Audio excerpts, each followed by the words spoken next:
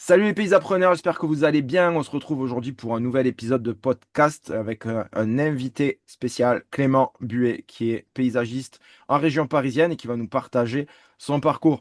Mais avant de commencer, si c'est la première fois que tu tombes sur le podcast ou que tu regardes sur la chaîne YouTube et que tu ne connais pas, je m'appelle Joël Arquier, j'accompagne les entrepreneurs paysagistes à structurer et développer leurs entreprises parce que j'ai été entrepreneur paysagiste pendant plus de 20 ans et que je vous fais profiter de mon expérience et aujourd'hui de l'expérience de mon invité. Chaque entreprise du paysage est basée sur les quatre piliers d'une entreprise rentable, ou en tout cas devrait être basée sur les quatre piliers d'une entreprise rentable, c'est-à-dire le marketing, la vente, la production et la direction. Et quand tu fais marcher ces quatre piliers d'une manière synchrone, eh bien, ça te donne une entreprise qui tourne. Et aujourd'hui, on va voir le parcours de Clément et on va voir comment il a pu mettre ces quatre piliers en place dans son entreprise et comment son entreprise a évolué. Salut Clément, sois le bienvenu. Salut Joël. Écoute, ce que je te propose de faire pour commencer, c'est de te présenter, de dire qui tu es, ce que tu fais, comment est ton entreprise. Et peut-être avant, on va être complètement transparent avec ceux qui nous regardent ou ceux qui nous écoutent. Clément, moi je t'accompagne depuis 2 ans environ, hein, je crois, C'est ça à peu près, pour ouais. mettre en place les outils paysapreneurs dans ton entreprise. Voilà, comme ça, tout le monde est carré, on sait de quoi on parle, tout va bien. Vas-y maintenant, je te laisse te présenter. Exact. Bah écoute, moi je m'appelle Clément, j'ai 40 ans. Je suis entrepreneur du paysage. J'ai monté l'entreprise en 2019. Je suis originaire de Bretagne. Mes parents avaient déjà une entreprise de paysage, donc je connais bien le métier. Je connaissais un petit peu moins la partie gestion, puisque du coup c'est pas moi qui m'en occupais, mais je voyais ça un peu de l'extérieur. Aujourd'hui j'habite sur Paris, à Champigny-sur-Marne exactement. Et voilà, et j'ai eu la chance de te rencontrer il y a 2 ans, à un moment où ça allait pas très très bien ni pour moi ni pour mon entreprise. Et puis aujourd'hui, bah écoute, tout va très bien, je suis plutôt ravi du résultat. Bah écoute, c'est cool. Alors ce qu'on va faire, c'est qu'on va partir petit à petit décortiquer un peu ton parcours et voir ce que tu as mis Mhm. en place dans ton entreprise. Mais avant, aujourd'hui, moi j'ai envie de te demander comment tu sens le rôle d'entrepreneur parce que tu l'as vécu toi aussi, je pense. C'est que bah, on est des bons paysagistes, on est des bons jardiniers, mais on n'a jamais appris à être entrepreneur en fait. Donc ça aussi, ça fait partie de l'évolution naturelle, on va dire, d'un entrepreneur paysagiste. Toi aujourd'hui, comment est-ce que tu vis ce rôle-là d'entrepreneur? Mais aujourd'hui, je le vis très très bien, étant donné que j'ai mis tout un tas de choses en place dans mon entreprise. Maintenant, je vais pas te mentir, c'était un peu le parcours du combattant. Parce qu'effectivement, comme tu le dis, quand tu crées une entreprise, que tu vas déclarer ta boîte, mais finalement, tu sais faire ton métier, mais tu n'as aucune idée de ce que ça veut dire de gérer une entreprise, quoi, en fait. Moi, j'ai appris sur le tas par le biais de mes parents et par le biais d'autres boîtes dans lesquelles j'ai bossé. Mais j'ai jamais eu de formation à l'école ni de formation professionnelle pour m'expliquer ce qu'il fallait mettre en place, les décisions qu'il fallait prendre. Et je me rendais pas compte de la difficulté, entre guillemets, de ce que ça allait donner au lancement. Hmm. Ça, c'est vrai que ça peut être très décourageant au départ. En plus de ça, moi, n'ayant pas confiance en moi entièrement au tout début, je me suis associé avec une personne. Ok. Donc, c'était une grossière erreur. Donc, On va y revenir. j'ai perdu pratiquement 3 années de ma vie professionnelle. Enfin, c'est jamais vraiment perdu parce que tu acquiers de l'expérience, si tu veux. C'est Tout ce ça, qui te tue pas te renforce. c'est clair. Mais effectivement, si pendant ces 3 années, j'avais fait différemment, bah, j'aurais gagné un peu de temps, quoi. Ouais, c'est clair, c'est clair. Écoute, si tu veux bien, on va repartir à tes débuts. Uhum. Toi, qu'est-ce qui t'a motivé pour lancer ta boîte, tout simplement? Et bien, en fait, j'aime bien gérer mon temps comme je veux. Ouais.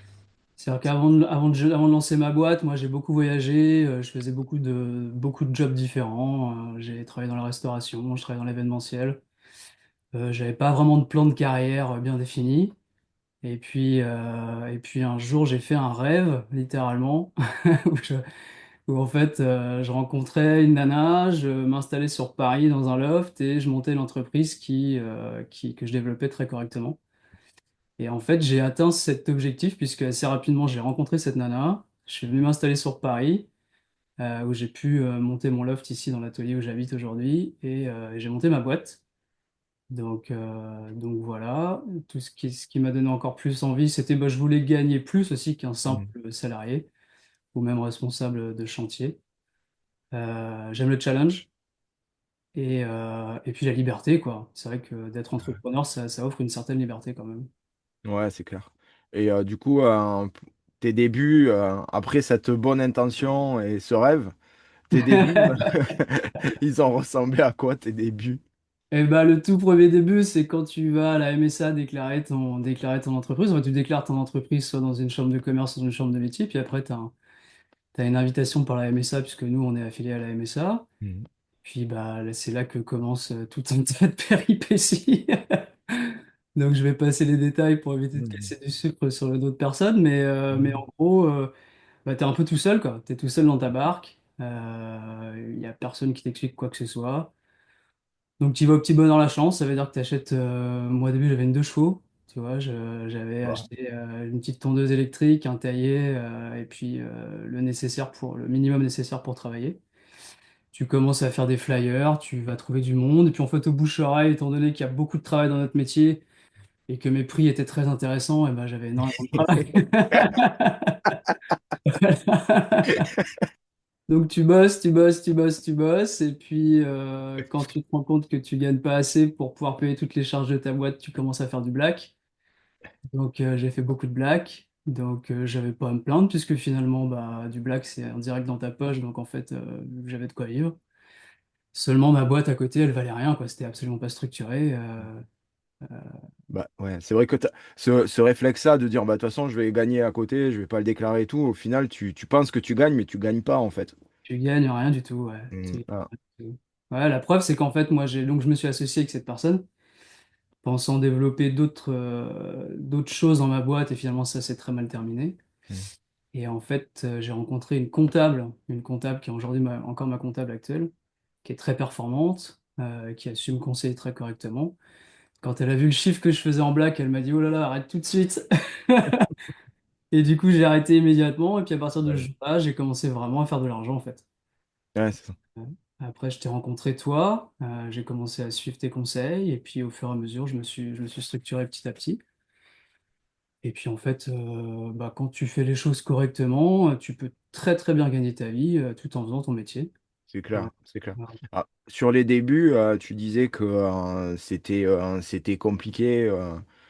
Tu t'attribues à quoi le fait que ce soit compliqué, justement? Est-ce que la seule raison, c'était vraiment que tes tarifs, ils étaient beaucoup trop bas ou il y avait d'autres causes qui faisaient que c'était difficile au départ? Bah, la première, c'est que tu es vraiment tout seul, donc en fait, tu sais pas par où commencer, tu sais pas par où attaquer. Mhm. Donc t'es toujours en alerte, en fait, tu es toujours en... Comment tu dis c'est comme si tu étais en train de te noyer et que t'as que le seul objectif, c'est de reprendre de l'air. T'as jamais le temps de te poser tranquillement et de te dire, bah tiens, il va mieux que je fasse ça, il va mieux que je fasse ça, il va mieux que je fasse ça. Donc tu t'acceptes tout et n'importe quoi comme chantier. Comme c'est pas forcément ton corps de métier, puisque nous, dans le paysage, bah, on peut être électricien, maçon, menuisier, plombier, t'as plein de métiers à l'intérieur, tu vois. Donc tu sais pas les deviser, donc tu fais des devis au rabais, et puis une fois dedans, bah, tu te rends compte que tu t'es complètement planté. Mhm. Donc si tu veux pas perdre la face et que tu veux, bah, tu continues jusqu'au bout. Ce qui Ouais. fait que tu arrives à la fin où en fait tu as travaillé 70 heures semaine, tu es complètement éclaté, t'as pas pris de vacances. Mhm. Et pour te donner un chiffre, moi en 2022, je me sers 2600 euros de rémunération sur l'année. Ouais, la vache. Je crois 4800, tu vois. Ouais, ok. Voilà. Donc, Ouais, mais je rebondis sur ce que tu dis parce que c'est vrai que quand on démarre, on a envie de tout faire. Et on mhm. se dit, ouais, si je fais plein de trucs, en fait, je vais avoir plein de clients tout de suite, je vais remplir mon carnet de commandes. Parce qu'en fait, on a cette peur d'avoir de manque, quoi, de dire, bah, il Ouais, faut vite remplir mon carnet de commandes. c'est ça. Du coup, on fait tout et du coup, Mhm. ben, on fait rien de bien. Et, Tout à fait. c'est difficile à... Tant que tu l'as pas vécu, en fait, quand on te le dit, tu dis non, c'est bon, je vais quand même faire de tout. Mais non, en fait, c'est quand tu spécialises les choses, c'est là où tu deviens performant et c'est là où ça fonctionne. Mais c'est Ouais. clair que vouloir tout faire, c'est finalement, on fait rien correctement, quoi. Bah, En fait, tu es obligé de te spécialiser parce que c'est encore pareil. Euh, je sais pas, peut-être que ça va être dégradant ce que je veux dire, mais je pense que tu es peintre. Bah, tu sais que t'es toujours en intérieur, t'es pas confronté à la météo, donc du coup, Mm. que tu fasses 25 mètres carrés de peinture ou 250 mètres carrés de peinture, tu feras toujours à peu près toujours le même travail. Nous, dans notre métier, c'est vraiment le métier du paysage. Je pense qu'il y a 100 métiers à l'intérieur réellement, quoi, de spécialisation. Ouais, au moins. Hein. Donc, en fait, tu peux pas tout faire, même si tu as l'impression que tu vas gagner de l'argent. Une fois que tu vas avoir les mains dedans, tu vas te rendre compte que tu n'as pas le savoir-faire, que tu n'as pas les Mm. gars qui vont t'aider, que tu n'as pas le matos, que tu n'as pas la logistique. Et puis, en fait, tu vas perdre du temps, tu vas perdre de l'énergie, tu vas perdre de l'argent. Et ce qui se passe bien souvent quand tu fais des erreurs comme ça, c'est un effet boule de neige. C'est-à-dire au bout de 15 jours, quand tu as toujours les mains dans le cambouis dans ce devis où tu n'auras jamais dû te lancer, bah, tu as tous les autres clients à côté qui vont t'appeler pour des choses qui sont Rentable. à ta portée, sur C'est ça. lesquelles tu peux faire trois fois plus de bénéfices, Ouais. et tu vas passer à côté parce que tu n'auras pas le temps d'y répondre. Ouais, c'est ça. Et Il y ça, a plein, il y a plein de jeunes entrepreneurs qui me disent, ouais, mais c'est pas grave si je prends un chantier où je gagne rien parce que j'apprends des choses. Et le problème, c'est que tu apprends des choses et puis la fois d'après, le client il te propose un truc et tu dis oui, mais tu l'as jamais fait ou tu l'as fait deux fois. Et puis bah, tu apprends des choses et puis après, celui d'après, tu réapprends des choses. Puis à la fin, tu as planté une boîte, tu as appris d'autres choses, mais tu as planté ta boîte. Donc moi, j'ai mis 3 ans, pendant 3 ans, j'ai appris des choses. t'as appris. J'ai appris beaucoup de choses. J'arrivais à 40 ans et je pouvais pas aller faire un prêt à la banque, je pouvais pas partir en vacances quand je voulais. Enfin voilà, Ouais, tu galères. Tu c'est galères. clair, c'est Ouais. clair. Et qu'est-ce qui t'a fait prendre conscience qu'à un moment, c'était trop, quoi, et ça pouvait plus durer? Bah, c'est ça, c'est quand tu travailles beaucoup trop, que tu es complètement éclaté. J'ai fait un burn-out. Hmm, Et puis j'ai été accompagné par des gens que j'ai rencontrés sur mon chemin, qui ont été très présents et qui m'ont expliqué que je faisais fausse route, quoi. hmm. Que je me disais, bah non, non, là, t'es en train de prendre les mauvaises décisions. On m'a souvent avancé l'argument en me disant, mais en fait, autant que tu retournes employé, puisque tu gagnes moins qu'un smicard, donc même moins que quelqu'un qui est au RSA. Donc si tu gagnes moins que quelqu'un qui est au RSA, à la Ouais, rigueur, c'est ça. arrête de travailler tout de suite. Mets-toi au RSA. Sauf que comme j'aime le challenge, j'aime le métier, et puis que je savais que j'en avais les capacités, j'ai pas lâché le morceau, quoi. Je me suis Ouais, dit, c'est ça. Mais ce que tu dis est très juste, c'est que quand tu es entrepreneur, en fait, la réussite, parce que souvent on voit que le côté il a réussi, tout va bien, ou voilà, et on voit pas ce qu'il y a derrière, en fait. Et non. quand on se rend compte que la différence entre un entrepreneur qui arrête son activité et un entrepreneur qui continue et qui, à force de continuer, arrive à avoir des résultats, c'est la persévérance quand c'est dur, quoi. Mhm. C'est vraiment Ah ça. ouais, c'est vrai, ouais. Mm, De clairement. toute façon, il y a une chose assez notoire, ça dépend vraiment du profil d'entrepreneur que tu veux être. Ça veut dire, tu peux être un simple jardinier paysagiste, travailler tout seul, toi à ton rythme. Ça veut dire que tu vas prendre des chantiers qui sont à ta portée, tu vas pas trop investir dans le matériel, tu vas pas trop investir en communication, tu vas t'en ficher un peu des partenariats. Parce que de toute façon, du travail, il y en a tout le temps. En jardinage, en paysage, il y en a tout le temps. Tu peux continuer comme ça indéfiniment. Tu auras une rémunération qui peut être tout à fait louable et ça te convient. Et bien souvent, on a envie de faire plus que ça, de développer. Et en fait, si tu veux, moi aujourd'hui, je passe 10% de mon temps sur le terrain. Mm. Les 90 autres pourcents du temps, je suis à développer mon entreprise, quoi. C'est vrai que j'ai la chance d'avoir des gens sur le terrain, soit des employés, soit des prestataires, qui font le travail, en qui j'ai confiance, qu'il faut de temps en temps recadrer, bien évidemment, à qui il faut apporter le matériel nécessaire et puis les mettre dans des bonnes conditions. Mais sinon toi, tu es juste au bureau, enfin, juste, t'es au bureau et tu gères la machine, quoi. Ouais, c'est clair. Et toi, quand tu prends conscience que c'est dur et que tu peux plus continuer comme ça, euh, et qu'il faut changer les choses, c'est jamais évident de changer les Hein. choses et de changer son mode de fonctionnement, quand bien même on sait qu'il est pas bon. C'était quoi à ce moment-là, ton état d'esprit, tes craintes, comment tu ressentais les choses? Bah, déjà, j'ai fait un burn-out, donc du coup, bah, tu t'es out of system pendant plusieurs mois. Mm. Donc ça m'a donné le temps de réfléchir. Bah, tu te demandes ce que tu vas faire, est-ce que tu as pris la bonne décision? Je me suis dit, est-ce que dans ce cas-là, ça vaut pas le coup que je retourne salarié? Est-ce que ça vaut pas le coup que je quitte la région parisienne, que je retourne chez moi en Bretagne? Puisque moi, j'avais dans l'esprit que je vienne à Paris pour gagner plus d'argent. Mais finalement, j'ai des potes qui sont entrepreneurs paysagistes en Bretagne et qui gagnent autant, voire plus que moi. Donc, C'est pas une question de région en fait, ouais. c'est Ouais, pas une non, mais c'est vrai. question de région. Non, mais t'as raison de le souligner. Il y a cette fausse croyance Ah, de dire je vais aller dans une région où il y a de l'argent et j'en gagnerai plus. Mais c'est pas vrai parce que les loyers sont plus élevés, le coût de la oui. vie est plus élevé. Voilà. Donc, ouais, tu gagnes plus de chiffres, mais tu gagnes pas mieux ta vie au final. Pas mieux ta vie. Puis en plus, il faut pas se leurrer. Alors, sauf si tu vas t'enfermer en Creuse, où il y a bien moins de monde au mètre carré, ça c'est certain. Mais n'importe où en France aujourd'hui, tu as des gens qui gagnent très bien leur vie, donc qui ont un énorme pouvoir d'achat et qui sont Mm. prêts à investir de l'argent dans leur jardin. Ça, il y Ouais, en a ouais, partout. Il y en a ouais, c'est partout. clair. C'est clair. Euh, non, et puis ce qui. Ouais, après, quand j'ai compris ce qu'il fallait que je structure, bah, grâce à toi, surtout, quand j'ai commencé l'accompagnement avec toi, j'ai tout de suite compris ce qu'il fallait faire. Je me suis fait un site internet assez rapidement, puisqu'en fait, s'il y a un Mm. conseil que je peux donner aux entrepreneurs, jeunes ou moins jeunes, c'est de faire un site internet. Mm. En fait, je pense que c'est le b.a.-ba finalement, c'est ta première image de marque. C'est à chaque fois qu'on va te poser la question de savoir qu'est-ce que tu fais, bah, tu renvoies tout le monde vers le site internet. Ça va te permettre d'écrémer, de faire une sélection parmi les gens qui viennent vers toi. Ça va te permettre plein de choses en fait. Ça va te permettre de faire de la communication, de développer des partenariats. Mm. Moi aujourd'hui, grâce à ce site internet et quelques partenariats que j'ai autour de chez moi, j'ai plus aucune communication à faire. Mm. J'ai même plus de Google Ads à faire parce qu'en fait, je me rends compte que mon planning est plein par rapport à la taille de la boîte que moi je me suis fixée. Donc en fait, aujourd'hui, j'ai 3, 4, 5 coups de fil par jour de nouveaux clients qui ont besoin de moi, quoi. Donc, ouais. Ouais, c'est ça. Ce que tu as mis en place dans ton entreprise, c'est vraiment c'est ce que je parlais dans l'épisode de podcast de la semaine dernière. Donc, si, pour ceux qui l'ont vu, vous avez compris l'écosystème marketing. Pour ceux qui l'ont pas vu, allez voir l'écosystème marketing. Je partage absolument tout dans cet épisode-là.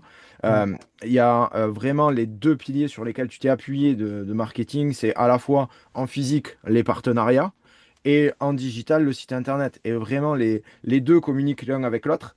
Parce que Ouais. tu fais bien de souligner, parce que le partenariat seul ou aller chercher des clients à la mano seul derrière, ben, les clients, qu'est-ce qu'ils font comme tout le monde? Ben, on ne te connaît pas, on te googleise. Et si là, il n'y a pas de site internet derrière, OK, il y a une fiche établissement, mais c'est trop juste en fait. Alors tu vas avoir quelques clients avec grâce à ça, mais c'est trop juste. Il faut renforcer la confiance. Une fiche d'établissement, on n'explique rien dessus. On dit on est paysagiste et puis on met quelques photos et des avis de clients satisfaits.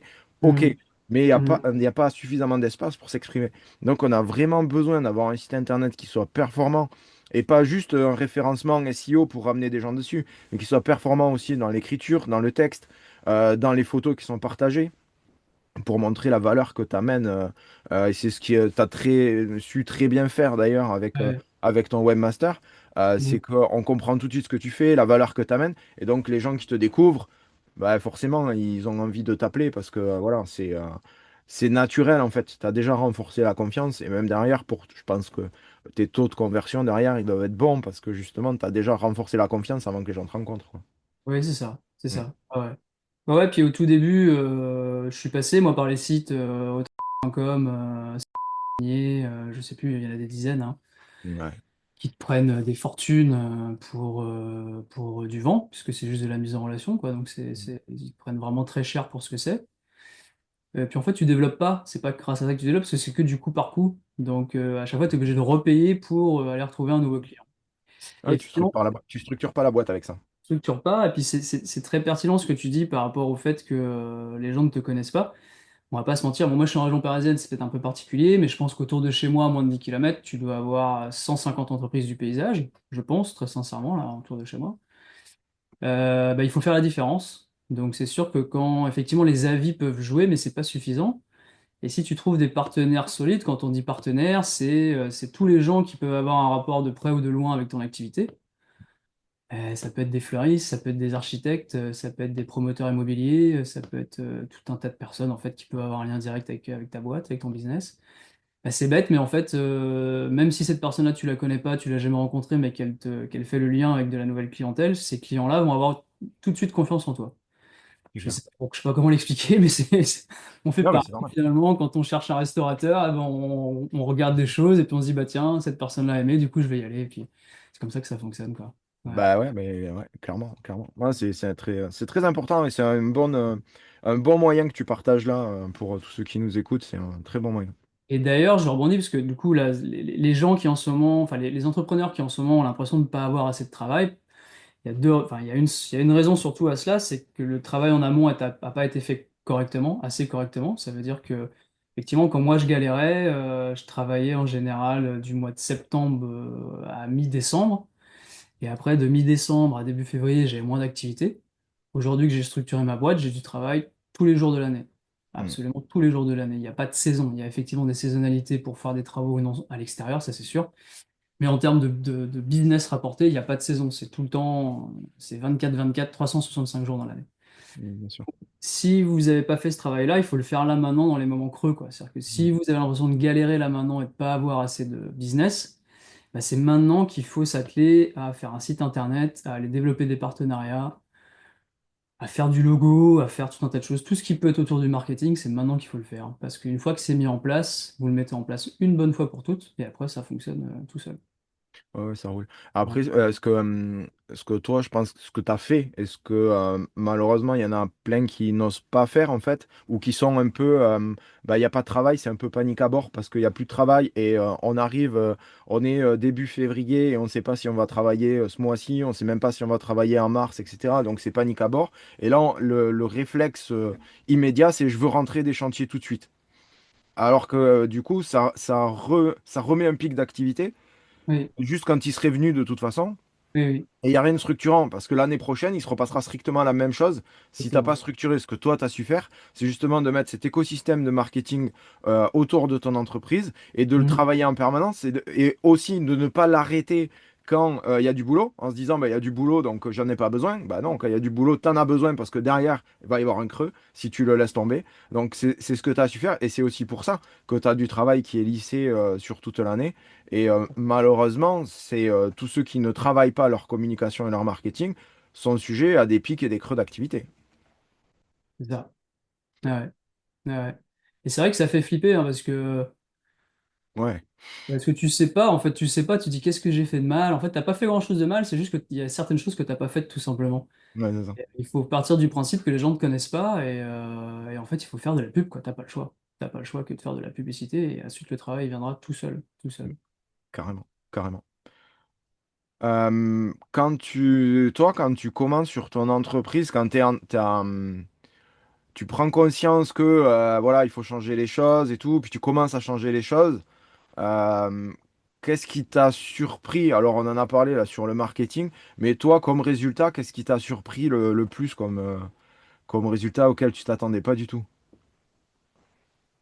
Mais la première surprise, c'est que déjà, il y a plein de gens qui ont rencontré les mêmes problématiques que moi avant. Ouais, Donc ça, c'est important de se le dire. ouais, c'est vrai, on croit qu'on est tout seul dans On la est tout galère. seul. Ouais, ouais, Mais ouais. c'est d'ailleurs la force des réseaux. Il y a des choses qu'il faut faire absolument. Il y a le site internet et ensuite il y a le réseau. Le Mm, réseau de professionnels, que ce soit à l'UNEP, que ce soit dans d'autres groupes de professionnels, que ce soit avec toi, que ce soit avec des partenaires que tu développes autour de chez toi. C'est très important de discuter et de te rendre compte que tu n'es pas seul à traverser ces choses-là. mm, Parce qu'en fait, c'est vrai que tu es tout seul en fait en tant qu'entrepreneur, hein. Il n'y a personne qui vient te frapper sur l'épaule en te disant félicitations ou alors là, tu as fait de la merde. Tu es vraiment tout seul. Même quand tu parles avec ton mec ou ta nana le soir, il va rien comprendre de toute façon à ce que tu lui racontes. Donc, mm, il compte pas là-dessus. Ta famille, c'est pareil, tes amis, c'est pareil. Donc, en fait, non, il faut vraiment s'entourer d'autres entrepreneurs, de gens qui ont l'expérience là-dedans. Bah oui, c'est donc déjà ça, c'est que t'es pas le seul. Ensuite, qu'est-ce qu'il y a? Il y a le fait qu'il y a des outils qui existent. mm, En fait, nous, on est des petits entrepreneurs, entre guillemets. Il y a des milliers d'outils qui existent pour te faciliter la vie. mm, Euh, Marketing, en rédaction de devis, en suivi de compta, en gestion de salariés, enfin bon, tout ce que les gens apprennent avec toi là, dans ta formation. mm, Ces outils-là existent et ils sont à la portée de tout le monde. Ça demande un peu d'entraînement pour les prendre en main, mais une fois que tu les as pris en main, c'est très simple. mm, Aujourd'hui, on a tous des téléphones portables dans la poche, qui est quand même un outil extraordinaire qui te fait gagner une vitesse folle, quoi. Enfin, c'est dingue le temps que ça te fait gagner. Et comme le temps, c'est vraiment de l'argent, hein, en tant mm, qu'entrepreneur, t'es pas employé, le temps, c'est vraiment de l'argent. Donc, dès que tu gagnes du temps, tu gagnes de l'argent. Donc, c'est immédiat, quoi. Ça te demande un mois, tu as un mois de lancement où tu mets des choses en place. Et en fait, c'est immédiat. mm. Immédiatement, tu te rends compte que tu qualifies mieux ta clientèle, tu perds plus de tout ce temps sur les chantiers, tu n'acceptes plus n'importe quoi, tu augmentes tes tarots, parce qu'il faut Ouais. augmenter les prix, ça faut pas avoir peur de le faire. Tu as un meilleur relationnel client, tu commences à comprendre qu'il faut pas que tu aies toujours le nez dans le guidon, donc il faut que tu sous-traites ou que tu Mm. embauches. Ouais. Et voilà, et puis d'un seul coup, tu gagnes ta vie. Ouais, c'est clair. Et ça, Mais de ouais. toute façon, on n'a jamais développé une entreprise sur un chantier, Non, que ce c'est soit vrai, clair, hein, voilà. vérifier. Et ce qu'il faut aussi comprendre, c'est qu'à partir du moment où tu crées ta première embauche, tu comprends qu'en fait, tu peux gagner mieux ta vie en travaillant moins. Mais tant que tu n'as pas passé ce cap-là, il y en a plein qui redoutent de passer ce cap-là, ou qui le passent mal, et donc du coup, ça, c'est pas fait correctement, et puis ils trouvent que cette embauche est plus un fardeau que, un gage de bénéfice. Mais quand c'est fait correctement, c'est à partir de ce moment-là où tu commences à bien gagner ta vie, et puis après, plus t'en prends, et plus ça évolue, et plus tu t'en sors. Moi d'ailleurs, avec le recul maintenant, parce que pour que les auditeurs le sachent, moi je suis en train de vendre mon fonds de commerce maintenant. Donc en fait, je suis vraiment arrivé à la fin de mon développement. Enfin, à la fin, c'est jamais la fin, mais je suis arrivé à la fin de mon objectif et je suis en train de vendre mon fonds de commerce. Si j'avais dû recommencer, j'aurais embauché tout de suite une personne qui me remplace moi sur le terrain, c'est-à-dire une personne vraiment qualifiée à qui tu mets une rémunération, enfin un salaire en conséquence, qui au début va gagner plus que toi parce que si tu le payes pas plus, lui il va partir dans une autre entreprise. Et tu sais que c'est sur lui que tu vas pouvoir t'appuyer pour développer ta boîte. Et en fait, lui, il va faire le travail très sérieusement. Tu vas pouvoir lui mettre des personnes sous sa responsabilité. Et après, toi, t'as plus qu'à dérouler. Mm. Voilà, et c'est comme ça que tu développes ta boîte. Tu prends un chef de chantier avec un ou deux personnes en dessous. Puis après, tu t'en prends un deuxième, t'en prends un troisième. Tu continues comme ça. Ouais. Après, on va pas se mentir, pour ceux qui l'ont jamais fait, ça fait Ah flipper. oui, ah ouais. Ça fait bien flipper comme il faut. Euh, Toi aussi, tu as eu des moments, où, forcément, t'étais pas serein. Euh, Ah, c'est c'est quoi qui t'a aidé à tenir quand c'était, justement où tu savais qu'il fallait y aller, mais, le choix il est audacieux, on va dire, et donc, flippant. Et, c'est quoi toi qui t'a, à ce moment-là, t'as dit, allez, bon, je sais que, je dois le faire, c'est chaud, ça fait peur, mais j'y vais quand même. bah, c'est les conseils de ma comptable, c'est tes conseils à toi, c'est les conseils des autres entrepreneurs que j'ai rencontrés. Et puis quand tu veux mettre en place tous les outils dont on vient de parler Mm. et que toi tu développes dans ta formation, bah, si tu as envie de les mettre en place, tu peux pas faire autrement que d'être au bureau. Mm. Parce que, tu vois, là par exemple, là j'ai pris un mois de vacances, là, parce que je peux me permettre de prendre un mois de vacances le 19 décembre au 19 janvier. J'ai repris le terrain là lundi. J'ai dû retourner sur le terrain lundi, mardi. Bah, tout de suite, j'arrive le soir et j'ai une liste de choses que j'aurais dû faire pendant la journée que j'ai pas eu le temps de faire. C'est pas que c'est la catastrophe, mais je me dis, bah, si demain je suis pas au bureau, je vais complètement passer à côté, quoi. Et Ouais, là, ouais. ça va être la catastrophe. C'est-à-dire que, Mm. ouais, c'est ce que je te disais, c'est soit tu restes tout seul et tu fais ton petit bonhomme de chemin, tu avances au fur et à mesure, et puis bah, tu auras les résultats que tu auras. Mm. Ou alors tu décides de développer, et là, dans ce cas-là, tu n'as plus le choix. Moi, aujourd'hui, à partir de deux personnes sur le terrain, je suis passé pratiquement temps plein au bureau. Et ça me Mm. Ouais, suffit. Voilà. ouais. Et quand j'ai des pics d'activité, on est jusqu'à 6, Mm. 6 prestataires et sous-traitants. Et voilà, je les gère aussi très très bien comme ça. Ouais. Ouais, c'est clair, c'est clair. Mais c'est chouette, hein. Bravo pour, ton parcours, tout ce que tu as mis en place. Ouais, Euh, ouais. Ah, merci à toi. mais avec plaisir. Non, mais c'est vrai, c'est un plaisir de t'accompagner. T'es un bon Ouais, élève. ouais, ouais, carrément. Ça fait plaisir, qu'on m'écoute, on va dire.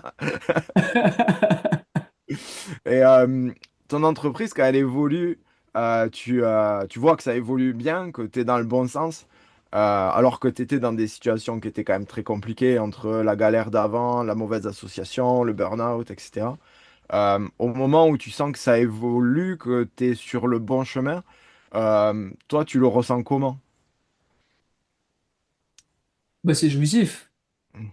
C'est jouissif parce que d'un seul coup, tu réalises que tu as bien eu raison de ne pas lâcher l'affaire, Mm.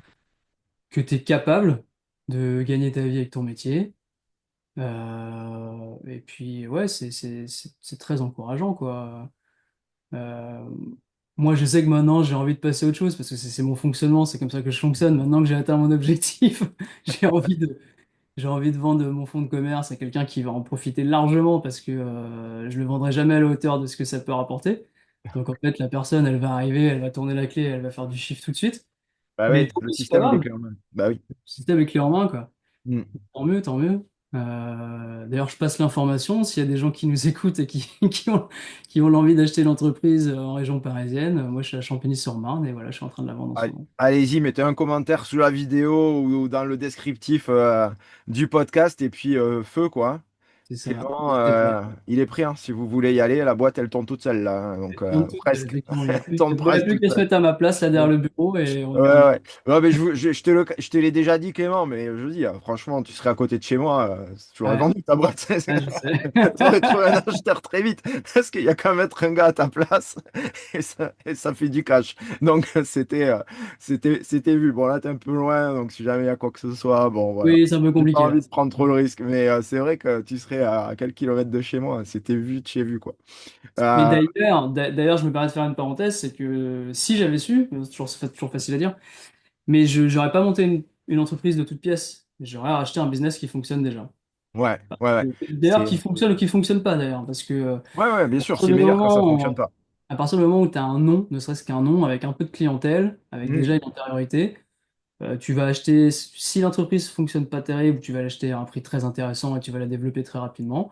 Si ouais. l'entreprise fonctionne, eh ben en fait, tu vas faire un emprunt auprès de ta banque et elle va être remboursée très rapidement puisque de toute façon, l'entreprise fonctionne, génère du bénéfice et Hmm, tu rembourseras ton emprunt sur 5 ou 7 ans très très facilement. Donc en fait, tranquillement.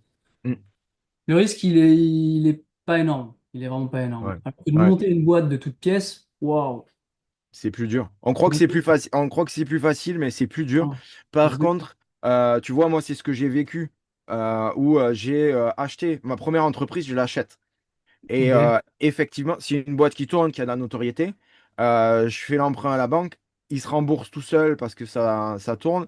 Euh, mais avec le recul, je l'ai quand même dirigé au feeling, même si ça a marché. Et moi, où c'est que ça a arrêté de marcher, c'est justement parce que j'avais pas ces compétences d'entrepreneur. Avec le recul, j'aurais quand même avant réfléchi à des compétences d'entrepreneur avant de racheter, parce que en fait, plus tu développes de compétences d'entrepreneur avant de racheter, plus tu peux te permettre de racheter un bousin, mais vraiment une boîte, mais qui vaut rien parce que le Mhm. système d'acquisition qui est inexistant, les prix sont bas, les gars font n'importe quoi, c'est du bonbon en fait.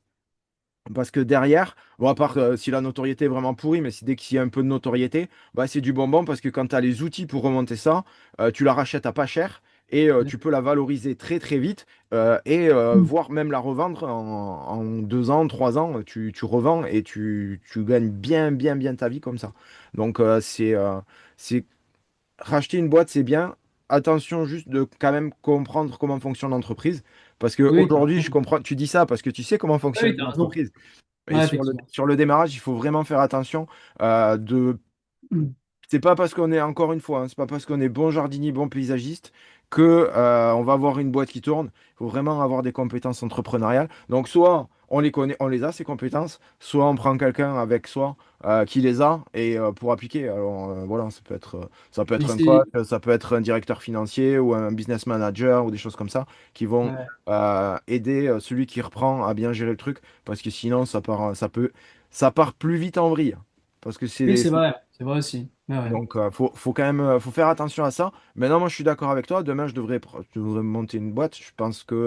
J'achèterai, quoi. Ouais, je pense que je rachèterai, ou alors je ferai déjà quelque chose dès le départ, mais avec, comme tu disais, il y a zéro moyen de mettre le pied sur le chantier pour que ça se développe. Sinon, C'est ça. la boîte se développera jamais avec ce côté flippant et avoir une réserve d'argent et voilà, Et ce truc d'ailleurs, flippant. dans un monde idéal, c'est la MSA qui devrait payer ta formation. Ah oui. Bon, on passe le message. Donc, je vous envoie, Et il est déjà envoyez vos passé factures à et MSA. j'arrête pas de les taquiner avec ça. Parce que si tu veux, on a la chance ici, dans la région parisienne, d'avoir un bon relationnel avec la MSA. Il y a des gens qui sont assez réactifs en face. Et en fait, les chiffres, ils sont effrayants parce qu'ils se rendent compte qu'au bout de, je crois que c'est au bout de 5 ans, je crois, ou même moins que ça, tu as 50% des entreprises qui ont disparu.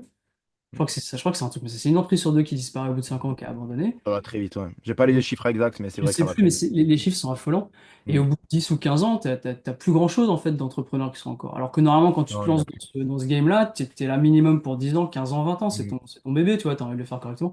Et en C'est fait, clair. aujourd'hui, le très très très gros budget de fonctionnement de la MSA, c'est les indemnités journalières dues à des accidents, dues à des burn-out, dues à tout un tas de choses, des arrêts de travail.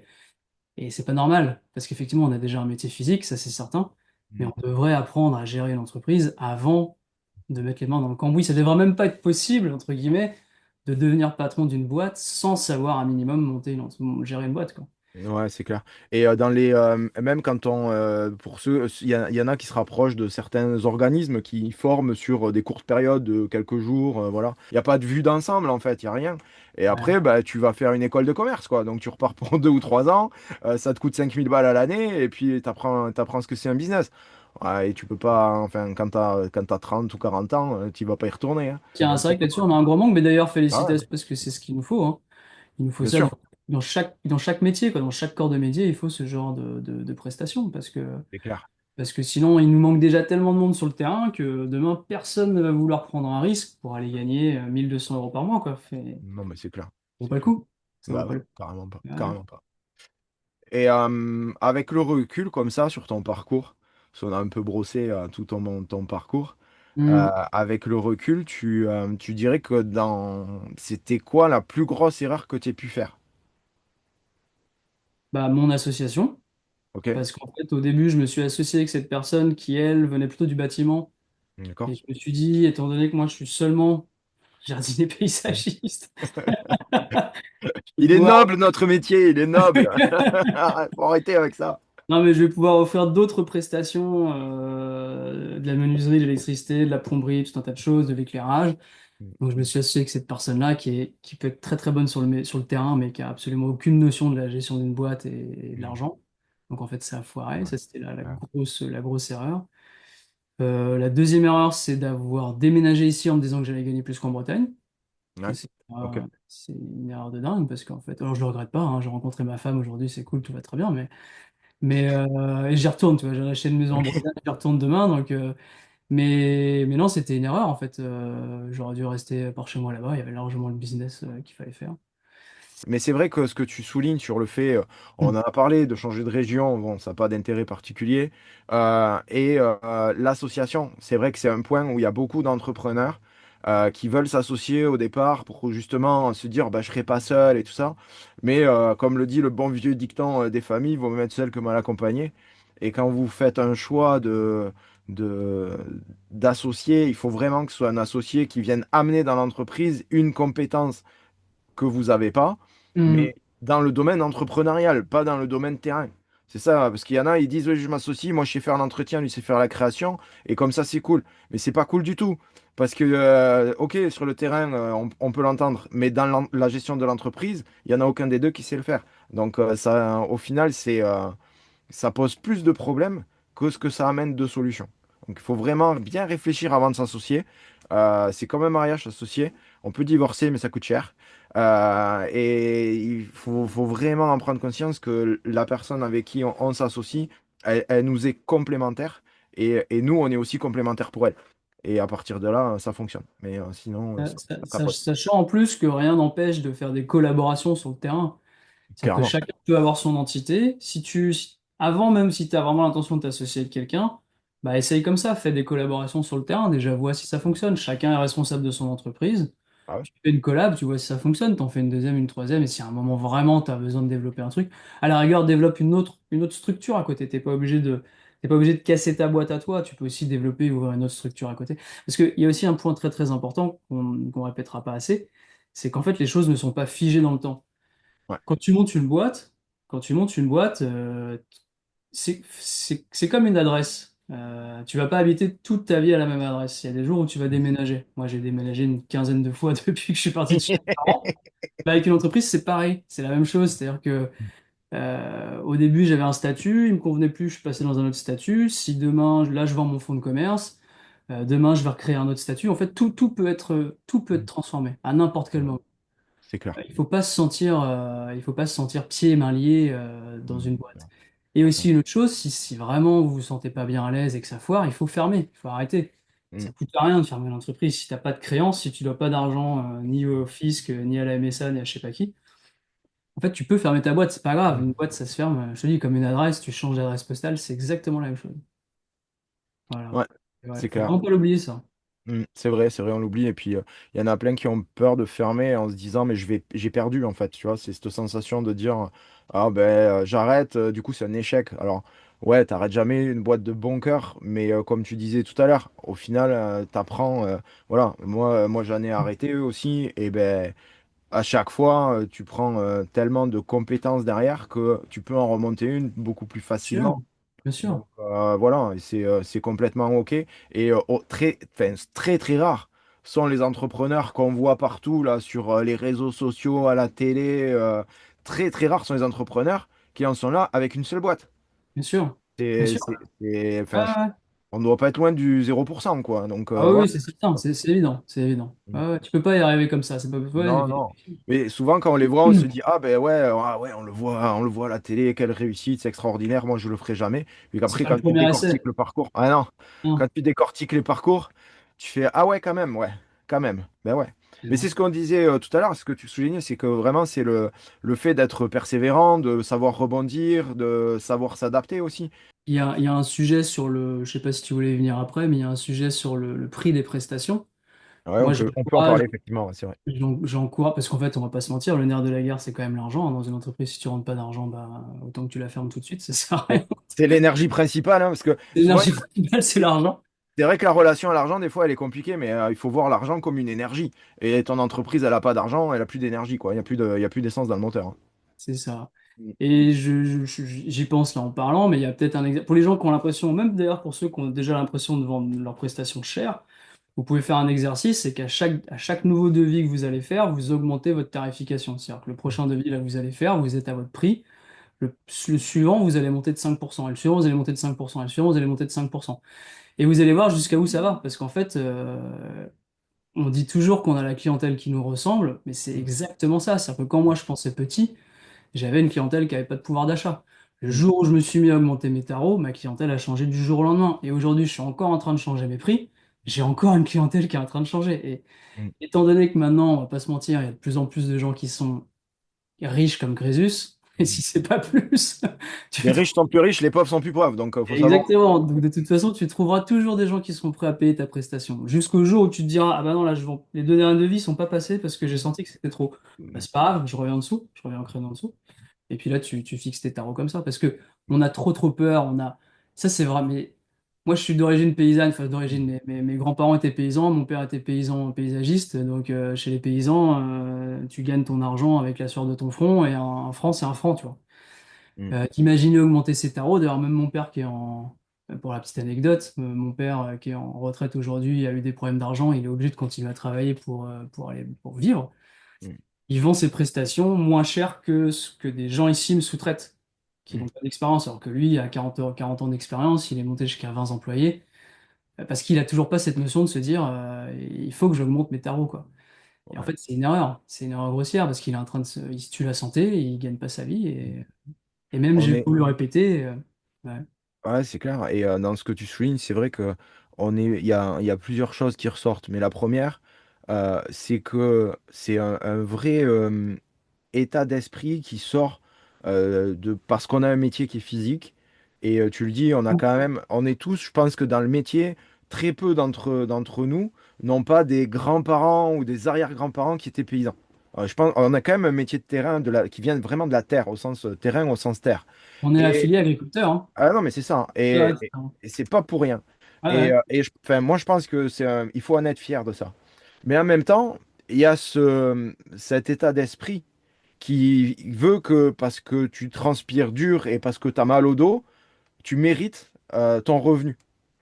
Et au final, tu as 40 ans et t'es pété. Ah bah ouais. Mais c'est vraiment un état d'esprit et il faut casser ce Ouais. schéma de pensée. Il faut vraiment le casser parce que tu as le droit de bien gagner ta vie. Mhm. Tu as le droit de partir en vacances tous les mois si tu veux ou de partir un mois ou 2 mois l'été, il n'y a pas de souci. Et de bien gagner ta vie. Et tu as le droit de ça. Mais il faut, avant, ben, briser ce schéma-là. Et comme tu le disais, ça passe déjà par les prix de vente. Et la méthodologie que tu donnes, elle m'a fait énormément rire parce que c'est la méthodologie de Hormozy, pour ceux qui connaissent. Quand même, un des grands, c'est le grand gourou de l'entrepreneuriat aux US. D'accord, Donc, ok. c'est assez drôle. Mais c'est exactement ça. Et il y a un truc aussi, c'est que il faut pas confondre son portefeuille, surtout quand c'est dur pour nous. Faut pas Avec confondre celui son de ton client? portefeuille avec le portefeuille du client. Ah non, Et quand on s'adresse à une clientèle qui a les moyens, bah, faut pas se dire, ah bah, je suis à tel tarif, ça va leur faire cher, du coup ça va pas passer.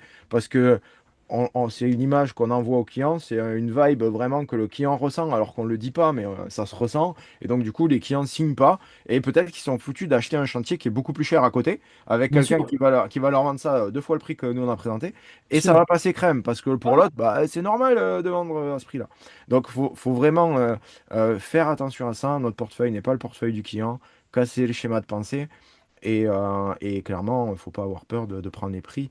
Et il y a plein d'entrepreneurs, et je sais parce qu'il y en a, ils vont me dire, ouais, t'as dit ça, mais moi quand je fais des devis, de toute façon, tout le monde me trouve trop cher. Et tu l'as peut-être vécu. Mais en fait, ce qui se passe, c'est que quand on te trouve trop cher, c'est que t'es pas assez cher. Donc à chaque fois qu'on me dit, ouais, mais mes clients, ils me trouvent trop cher, monte les prix.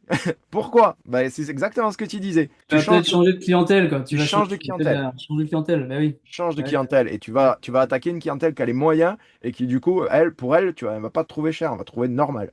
exactement. Faut pas avoir peur de monter les prix.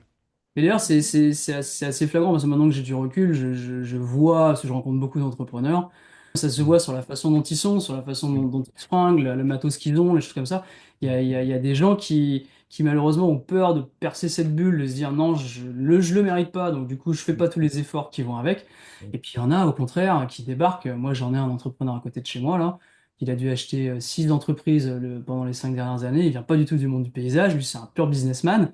Et Mm. qu'aujourd'hui, il répond qu'à des appels d'offres de grosses boîtes comme L'Oréal et toutes les grosses boîtes parisiennes, tu vois. Et là, je sais qu'il se gave. Parce que le mec, il a ce mindset-là. Et quand il se dit, en fait, j'en ai rien à foutre. Moi, ce que je veux, c'est gagner de l'argent. J'embauche des mecs, je leur donne une paye. Maintenant, il faut que ça Mm. rapporte, quoi. Ouais. Ouais, c'est ça, c'est ça. C'est le tout, c'est qu'il faut pas que l'entreprise, en fait, elle t'éclate. Il faut pas que l'entreprise, tu sois prisonnier de ton entreprise. Et quand tu pratiques des prix qui sont trop faibles, ben, tu es prisonnier. Tu bosses énormément, tu compenses, surtout quand tu n'as pas de salarié, tu compenses par ton temps, tu n'as plus de vie, les revenus sont faibles. C'est exactement ce que toi, tu as vécu au départ. Mhm. Et c'est épuisant à la fois physiquement, nerveusement et Mhm. financièrement aussi, hein. Donc vraiment, sur tous les niveaux, c'est ultra épuisant. Et c'est pas étonnant que bah, tu vois, ça ait déclenché un burn-out chez toi. Moi, ça m'a déclenché un aussi. Je suis passé par là aussi. Sûr. Euh, c'est euh, c'est cette frustration de forcer et de pas avoir le résultat qui est là, qui fait péter une durite, en fait. Ton corps, toi, t'es pas capable de te le dire et ton corps, il te le dit, quoi. Il te dit, Ah, mais ouais, te t'es le un dis, bien idiot. sûr. Et il faut Ouais. arrêter ça, t'es un idiot. Si tu devais, là, aujourd'hui, toi, coacher le Clément du début qui a ouvert sa boîte, le Clément du premier jour, là, qui a eu son rêve et qui a été déclaré sa boîte, qui récupère son cabis, euh, il lui dirait quoi? Bah déjà, je dirais félicitations, enfin parce que maintenant, vu ce qui Ouais. s'est passé, félicitations, c'est chouette. Non, d'avoir confiance en soi, en fait, faut avoir confiance en soi et faut se fier à son instinct. On a tous des intelligences différentes, on a tous des moyens. Mm. En fait, c'est une histoire de bon sens et de pas lâcher l'affaire, quoi. Faut y aller. Et puis surtout, faut toujours faire les choses avec le plaisir. À partir du Ouais. moment où ça devient une tare, ça devient trop compliqué, il faut vraiment arrêter. Il Mm. faut arrêter avant que ça devienne trop grave parce que, tu vois, moi je fais des lagages aussi, je monte avec des tronçonneuses à 30 mètres dans un arbre. Si tu prends pas de plaisir, tu vas avoir un accident et C'est l'accident il est dangereux. fatal. Donc, non, il faut vraiment faire les choses avec le plus de plaisir possible et se faire confiance. Ouais, faut vraiment, faut suivre son instinct. Vraiment. Ouais, Ok. ouais. Ouais, cool, c'est un bon conseil, vraiment. Mhm. Top, top. Et je pense que dans le parcours que tu as partagé, entre les galères et puis les moments de réussite, il y a pas mal d'entrepreneurs qui nous écoutent, qui sont reconnus. Euh, Toi, tu leur dirais quoi à ceux qui se reconnaissent dans ton parcours, notamment ceux qui galèrent, tu vois, parce que ceux qui Mhm. réussissent, qui se reconnaissent dans ton parcours, félicitations, c'est cool. C'est le seul truc qu'on a à vous dire, c'est C'est ça, très bien. félicitations. Continuez comme ça, c'est parfait. Continue, vas-y. Rachète des boîtes et multiplie, y a pas de problème. Mais, mais ceux qui se sont reconnus dans ton parcours quand c'était dur, euh, Mhm. qu'est-ce que tu leur dirais pour passer le cap? Et ben, je leur dirais de suivre tes conseils déjà, parce que ta formation, elle est très pertinente. Donc, il Merci. faut. Ouais, ouais, c'est vrai. Félicitations d'ailleurs. Il faut suivre les conseils de Joël à la lettre. C'est ce que j'ai noté. Bon, ben c'est cool. Alors, je valide, je Bon. valide. Allez, au revoir. Il faut trouver un comptable qui connaît notre métier. Ça, c'est très important. Mm. Si vous avez le moindre doute sur le comptable ou la comptable qui travaille avec vous, si vous n'êtes pas content de son professionnalisme ou de son service, il faut squeezer tout de suite, changer Ouais. immédiatement. Ça, c'est très Ouais. important. Il faut vraiment se sentir à l'aise avec la personne qui s'occupe de ta comptabilité et de la gestion de ta boîte. C'est ça, Ouais. il faut vraiment se sentir à l'aise. Parce qu'en fait, c'est toi qui le paye Mm. et elle te doit un service. Et si le service n'est pas à la hauteur de ce que tu attends, faut pas hésiter. Ouais. Voilà. Et une erreur aussi qui est faite souvent, que moi j'ai relevé, c'est qu'il y en a qui pensent que le comptable va piloter leur entreprise à leur place. Pas du tout. Alors que c'est deux choses différentes. Un comptable vous donne juste des faits. Et après, vous devez les analyser pour piloter votre entreprise. Mais le comptable, il vous donne des faits. Et éventuellement, quand il voit que vous sortez des clous, comme toi, hein, t'as recadré, ben voilà, tu te fais recadrer parce que ton comptable, il te dit, ouh là, tu es en train de déborder, fais attention. Et c'est son job.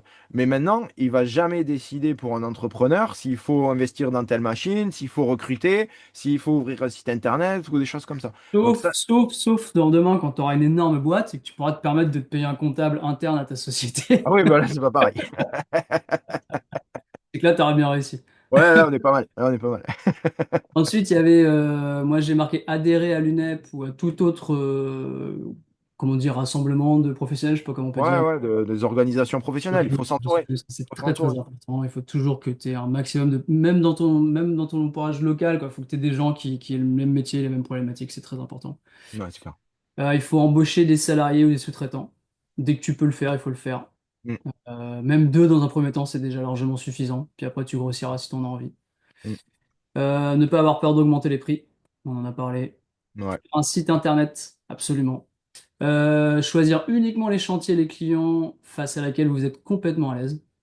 Il faut être ouais. complètement à l'aise face à sa clientèle et face à ses chantiers. S'il y a le moindre doute sur quoi que ce soit, la tête du client qui vous revient pas, la façon dont il nous parle. Non, mais c'est vrai, il y a des fois, on arrive chez des gens, ils nous parlent très mal. Et si le chantier, vous avez un doute, quoi que ce soit, faut surtout pas y aller. Vous dites, Ouais, excusez-moi, c'est clair. j'en ai pas les capacités, faut le dire, tout simplement. Je me sens Il n'y pas a de le pas faire. d'ordre. Il n'y a Y a pas pas de. d'ordre. C'est Voilà. professionnel en plus de dire qu'on est limité. Exactement. Dire ça, je fais pas, c'est pro. Choisir aussi, enfin, j'ai marqué, on gagne en moyenne 3 fois plus d'argent sur un petit chantier que sur un gros. Hmm. C'est-à-dire que des fois, il vaut mieux faire 3 petits chantiers plutôt que de faire un gros. Ouais. Plein de Très raisons bon, différentes. très bon, très, très bon conseil. J'ai vu, pas plus tard que cette semaine, des gens, ouais, enfin, je crois que ça doit m'arriver une fois toutes les semaines ou tous les 15 jours, il y a quelqu'un qui m'envoie un message ou qui me dit comment je peux faire pour avoir des marchés publics. Les gens, ils sont tout seuls et ils disent je veux des marchés publics. Ouais. En fait, c'est le fait de vouloir le résultat immédiat qui aveugle. Et c'est vraiment l'objet brillant. On va faire du gros chiffre. Ouais, tu vas faire du gros chiffre, zéro marche, t'es pas équipé. Enfin, c'est la planta d'assuré, quoi. Ça. Et voilà. Donc, Des problèmes ouais, de trésorerie, c'est des ouais, gros. Ouais, ouais, ouais. t'as raison. Il vaut mieux viser petit et plein de petits que d'aller chercher un gros parce que un gros qui te plante, c'est fini. Plus de Il y a boîte. ça, puis en fait, il y a un argument, c'est en fait, quelqu'un qui va te prendre un gros chantier aura beaucoup plus de marge de manœuvre pour te réduire le prix. Ouais. Parce qu'il te dit, bah écoutez, vous avez vu ce que je vous prends là, franchement. Et puis, je connais la technique. Moi, j'ai beaucoup de clients comme ça ici dans le coin. Je vous prends ça, ça, ça, ça, ça, ça et ça. Vous me faites un prix. Ah bah non, mais finalement, je vais prendre que ça, ça et ça. Et à la fin, tu te retrouves à faire des trucs colossaux pour des prix dérisoires. Alors que quelqu'un qui s'appelle pour une prestation très simple, elle a le budget et en fait, elle sait exactement ce qu'elle veut dépenser dedans. Et tu gagneras plus d'argent comme ça. Ouais, clairement. Clairement.